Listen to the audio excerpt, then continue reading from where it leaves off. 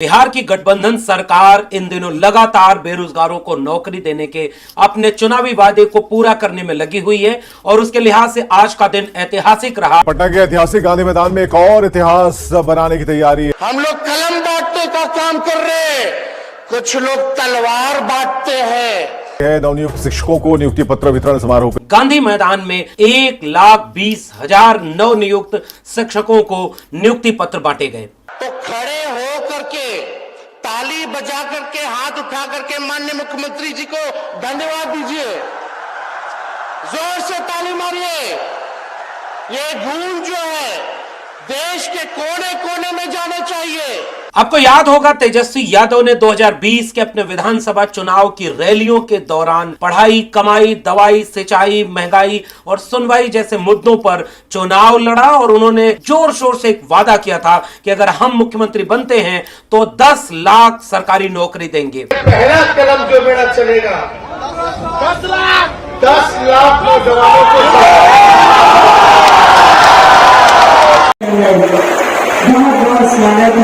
10 लाख नौजवानों को सरकारी नौकरी मिलेगी।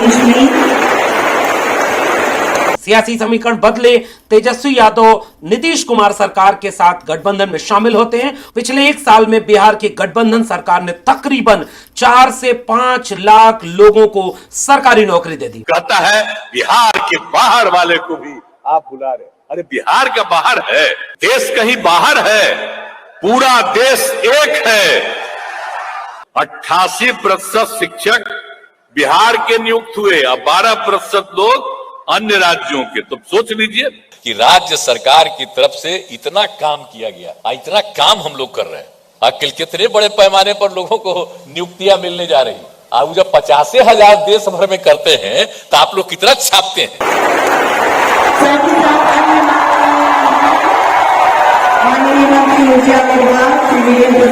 2 दिन 3 दिन 50,000 का करेंगे तो खूब छपेगा। 1,20,000 कर रहे हैं तो उन्हें ना छपेगा कितना लोगों को मिल गया।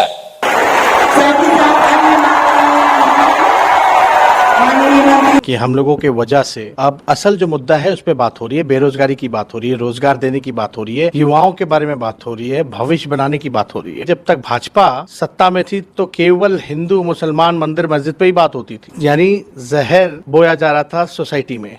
हर सरकार को ये गूंज सुनाई देनी चाहिए ताकि उनको पता चले बेरोजगारी ही असली दुश्मन है और सरकार का असली मुद्दा लोगों को रोजगार देना, कल्याणकारी योजनाएं देना, लोगों को खुशहाल रखना, लोगों के साथ न्याय रखना, यही सब सरकार जो है सकारात्मक राजनीति करे।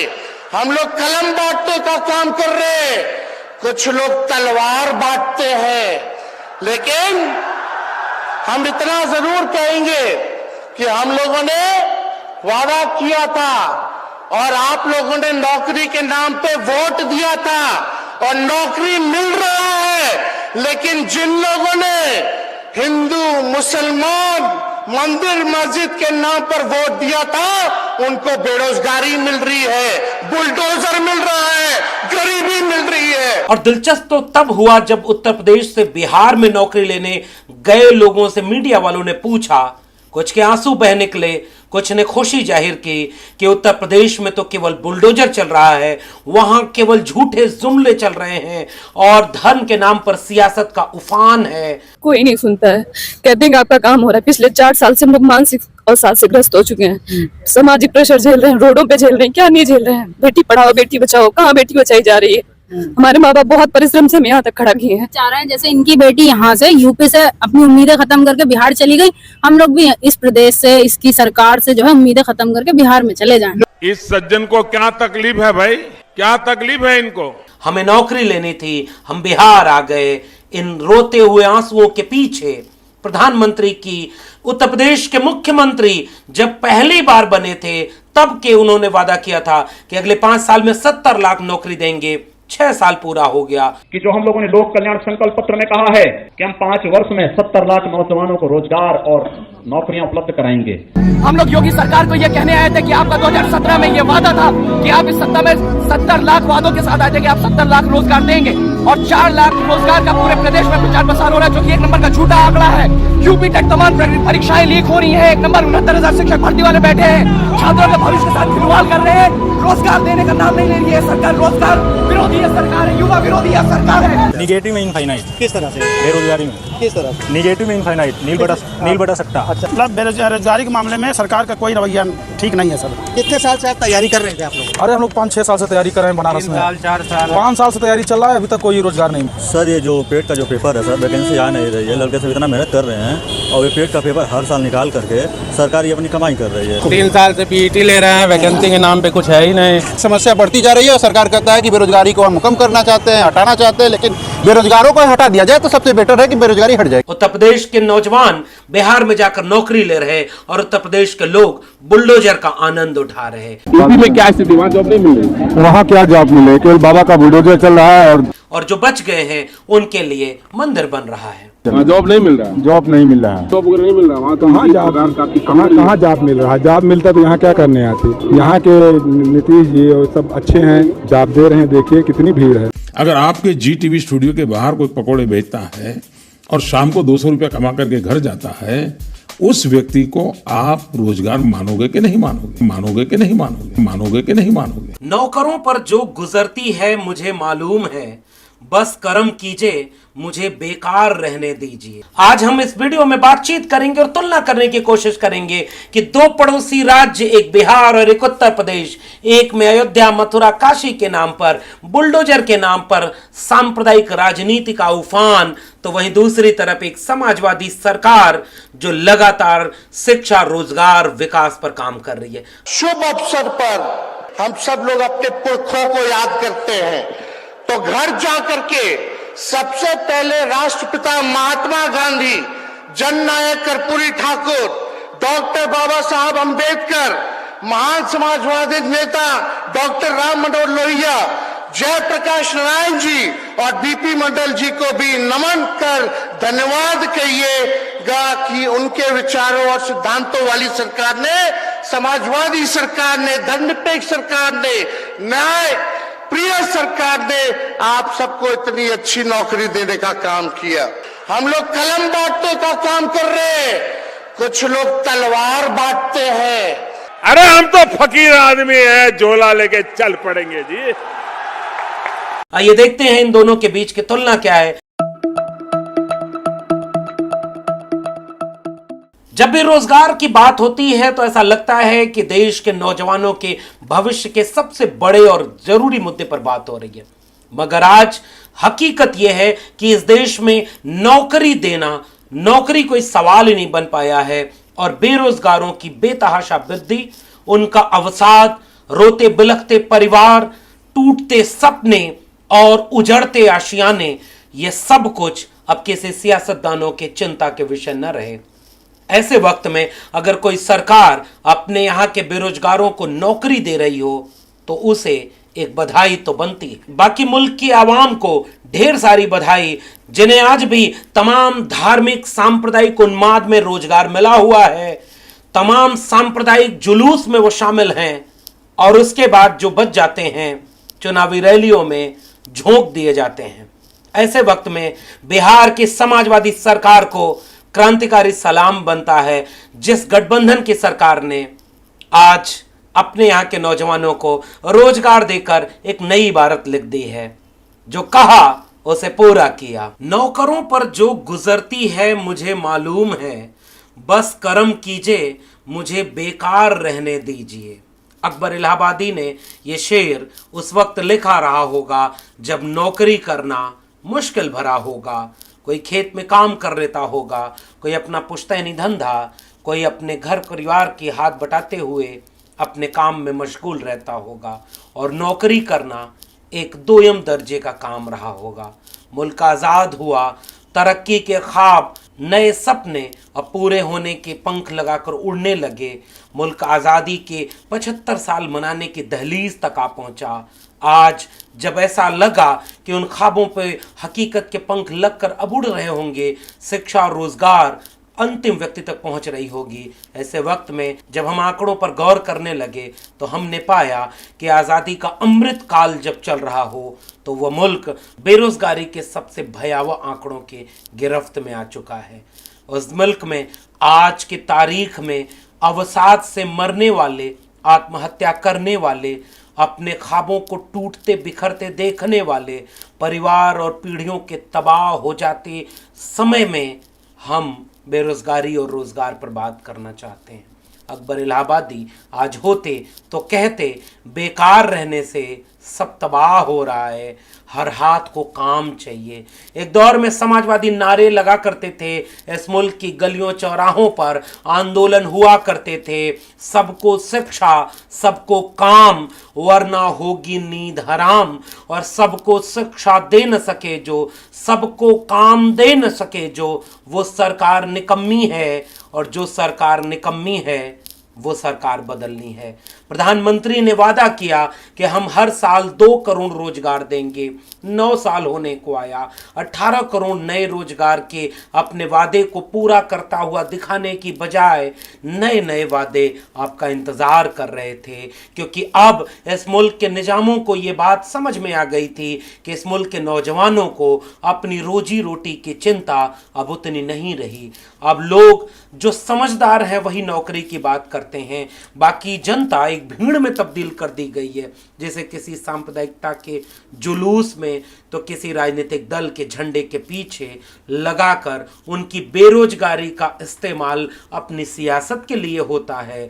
वहीं दूसरी तरफ एक बेरोजगारों की भीड़ उद्योगपति और पूंजीपतियों के लिए सस्ता मजदूरी का श्रम मुहैया कराती है। इसलिए पूंजीपति और नेता दोनों मिलकर इस मुल्क की बड़ी आबादी को बेरोजगार रखने की साजिश रखते हैं। इसी वजह से आज़ादी के अमृत काल में 40-45 साल में सबसे ज़्यादा बेरोजगारी इस वक्त है। ऐसे वक्त में हम 2 प्रदेशों के बीच तुलना करने आए हैं, उत्तर प्रदेश और बिहार।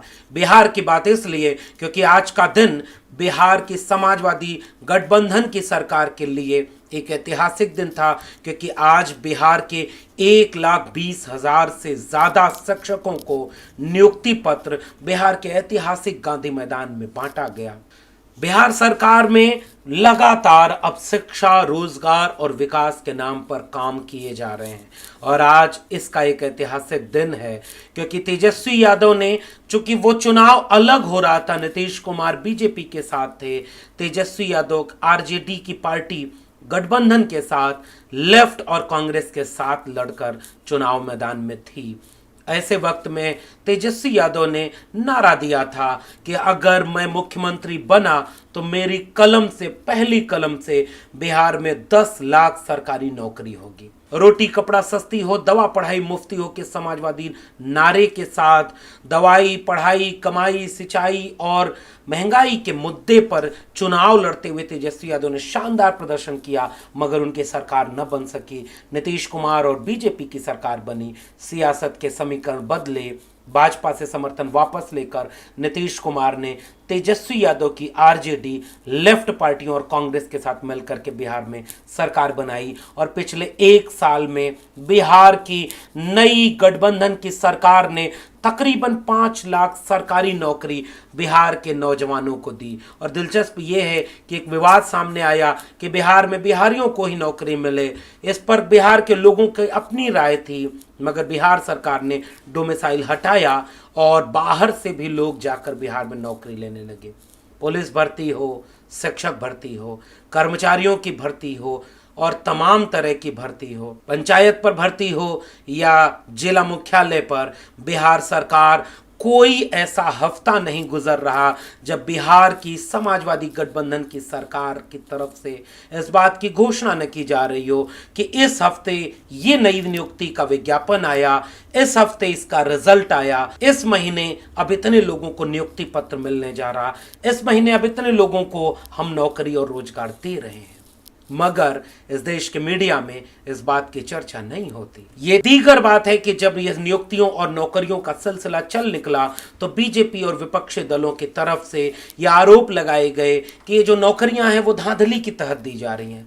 धांधली से याद आया कि उन्हें तुलना उत्तर प्रदेश से करते चले। 2017 में जब चुनाव जीत करके मुख्यमंत्री के ओहदे पर योगी आदित्यनाथ बैठते हैं तो उन्होंने अपनी कैबिनेट के लोगों के बीच ये कहा कि अगले 5 साल में हम 70 लाख लोगों को उत्तर प्रदेश में सरकारी नौकरी देंगे, सरकारी नहीं नौकरी देंगे। लेकिन 5 साल बीतने के बाद उन्होंने इसका कोई आंकड़ा सार्वजनिक नहीं किया।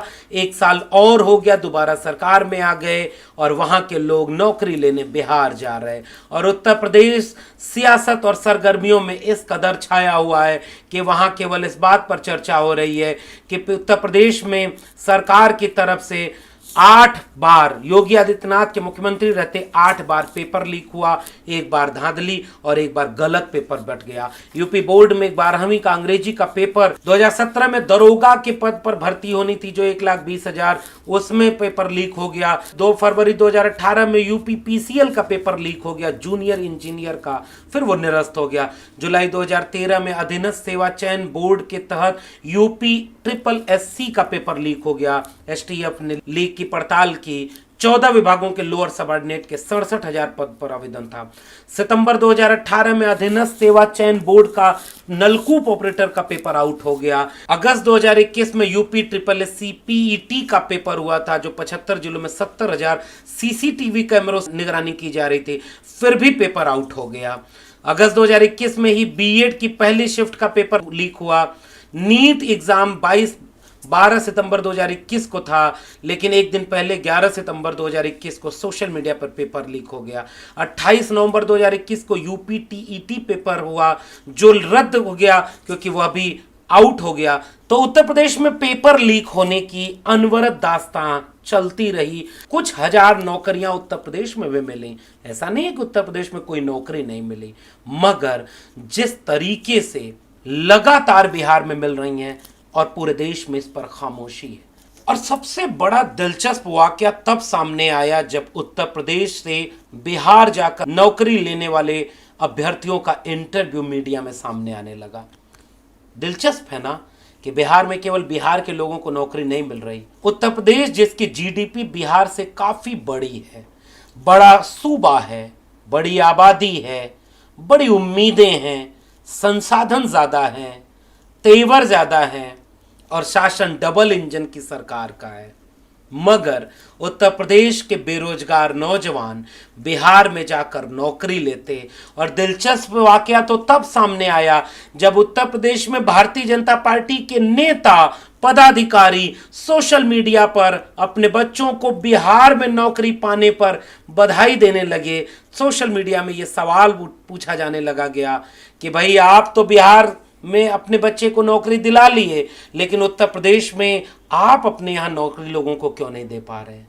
उनका खामोशी ये बताती है कि उत्तर प्रदेश में सियासत अगर बुलडोजर की हो रही हो, अयोध्या, मथुरा, काशी उफान पर हो, मंदिर का उद्घाटन बिल्कुल होने ही वाला हो, फिर नौकरी की क्या जरूरत। मगर इस बात के इतर अगर आप किसी गरीब, कमजोर, मजलूम, निम्न मध्यम वर्गीय परिवारों के पर्दों के पीछे की हकीकत देखना चाहेंगे तो आपको पता चलेगा। मैं इलाहाबाद विश्वविद्यालय से पढ़ा हूँ, इलाहाबाद हम रहे हैं, इलाहाबाद की गलियों, मोहल्लों, चौराहों पर चले जाइए।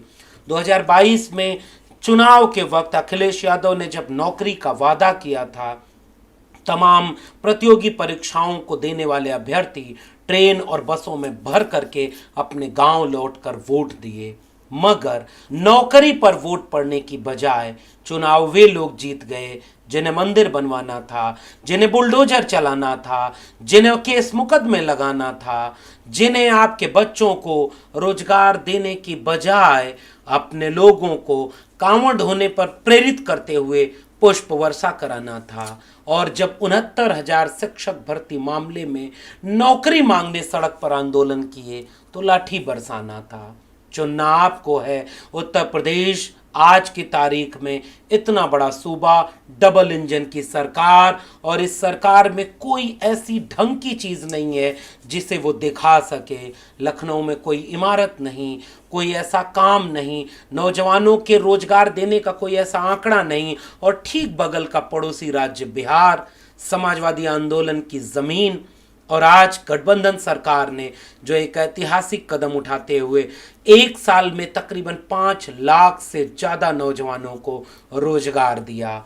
आपको भरोसा, आपको यकीन करना होगा, किसी परिवार में जब एक सदस्य को नौकरी मिलती है तो केवल एक सदस्य के जीवन में बदलाव नहीं आता, पूरे परिवार, पूरे रिश्तेदारी और पूरी अर्थव्यवस्था में उसका एक गतिशीलता लाकर मनोबल बढ़ता है। जाने कितनी जिंदगियां एक नौकरी पर चल जाती हैं। और जब कोई एक सपना टूटता है, कोई विद्यार्थी, कोई अभ्यर्थी, कोई लड़की, कोई लड़का अपने गांव, कस्बों, खेत खलिहान की पगडंडियों से निकलकर किसी शहर में कोचिंग करके, डिग्री लेकर के, रात और दिन एक करके नौकरी की आस बांधता है, तो उसकी मेहनत के पीछे उसके परिवार, रिश्तेदार, गांव के कई लोग टकटकी लगाए बैठे होते हैं कि अमुक को जब नौकरी मिल जाएगी हमारी किस्मत बदल जाएगी। मगर आज इस मुल्क में अवसाद यानी डिप्रेशन के शिकार नौजवान, आत्महत्या करते नौजवान, सपनों को टूटते देखते बिखरते नौजवानों की तादाद कई गुना बढ़ती जा रही है। क्योंकि आज इस मुल्क की चुनी हुई सरकारों, चाहे वो एक इंजन से चल रही हों या 2, 3, 5 कई इंजनों से चल रही हों, अधिकांश सरकारों ने आपके बच्चों के हाथ से शिक्षा छीन ली, आपके बच्चों के हाथ में काम नहीं दिया है और आपके बेकाम के हाथ, बेरोजगार हाथ किसी मिल के मजदूर बनने के लिए सस्ता श्रम मुहैया कराते हैं। इसलिए पूंजीपति ऐसी सरकारों को चंदा देते हैं, ऐसी सरकारों को बनवाते हैं, उनको मदद करते हैं जो बेरोजगारी को और फैलाए, ताकि जितनी बेरोजगारी होगी उतना सस्ता श्रम मिलेगा, उतना किसी का उद्योग फलेगा फूलेगा, उतना कोई करोड़ों अरबों रुपया कमाएगा और आपके बच्चे बेरोजगारी के शिकार होने पर जो 1 लाख की तनख्वाह पाने का हुनर रखते हैं वो 10,000 की नौकरी करने को मजबूर होंगे और उसके बाद कोई अगली पीढ़ी में अपने बच्चों को शिक्षा देने नहीं भेजेगा, कोई पढ़ाने नहीं भेजेगा, क्योंकि जो पढ़ने गए वो टूट कर लौटे, जो पढ़ने गए उनमें से अधिकांश बेरोजगार रह गए। कलम हाथ में आई, किताब हाथ में आई, गांव लौट कर खेती किसानी कर नहीं सकते, पुश्तैनी काम कर नहीं सकते, क्योंकि लोग ताना मारते हैं गए थे डीएम बनने, बेरोजगार होकर लौटे हो। बेरोजगारी का दंश इस कदर होता है कि जिसके ऊपर बीतती है वही महसूस करता है। और इनमें भी वंचित, शोषित, कमेरा लोग जो पहली पीढ़ी के लोग होते हैं, दलित, पिछड़े, गरीब, कमज़ोर, मजलूम, किसान, मजदूर, उनके बच्चे जब बेरोजगार होकर शहरों से गांवों की तरफ लौटते हैं तो वो बहुत रास्ते बंद कर देते हैं जिन पर अगली बार कोई गरीब, कमज़ोर अपने बच्चे को शिक्षा देने भेजने का हिम्मत कर पाए। अगर बाहर निकला एक विद्यार्थी कामयाब होकर लौटता है तो अनगिनत विद्यार्थियों को पढ़ने के रास्ते खोल देता है, मगर नाकामयाब होकर लौटने वाले आने वाले वक्त के लिए रास्ते बंद कर देते हैं। ऐसे वक्त में अगर कोई सरकार अपने यहाँ के लोगों को रोजगार देती है, इससे बड़ी देशभक्ति, इससे बड़ी समाज सेवा और कोई नहीं हो सकती। विवाद है, कई तरह के विवाद होते हैं, मगर इन विवादों के परे अगर कोई सरकार इस तरह का काम कर रही है तो मुझे लगता है एक बधाई दिल खोलकर उन्हें देनी चाहिए जिन्होंने जो कहा वो किया।